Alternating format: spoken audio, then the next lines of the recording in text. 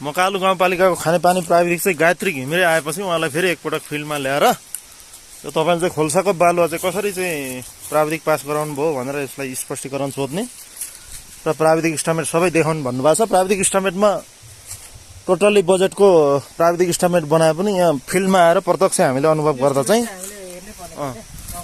तपाईँ हामीले यो फिल्डमा आएर चाहिँ अनुभव गर्दाखेरि चाहिँ यो 15 लाखको काम चाहिँ नभएको देखियो होइन त। के छ विशालजी? मेरो त सिधै हो, यहाँ तपाईँको पारदर्शिता छैन होइन। त्यो तपाईँको यहाँको इस्टिमेट हेर्दाखेरि भ्रष्टाचार नै देखिन्छ। यहाँ बजेटको दुरुपयोग भयो, तपाईँको यहाँ बजेटको दुरुपयोग भयो। यसमा तपाईँको समितिको मान्छे होइन, तपाईँको प्राविधिक पनि यहाँ मिलेको अवस्था छ। यो अनुगमन तपाईँको पालिका स्तरीय अनुगमन समितिले पनि यो चाहिँ सही तरिकाले अनुगमनै गरेन होइन। 15 लाखको काम यति हुन्छ त। र तपाईँको पानीको धेरै नै आङ्कर छ है। ल है माकलबासीहरू यो विषयमा तपाईँले पनि सबैजनाले भएको समस्यालाई उजागर गरौँ, खुल्ला रूपले चाहिँ नडराइकन यो समस्यालाई जे छ त्यो राख्न सक्नु पर्यो। भ्रष्टाचारलाई चाहिँ तपाईँ हामी सबै मिलेर न्यूनीकरण गरौँ। हस्, धन्यवाद।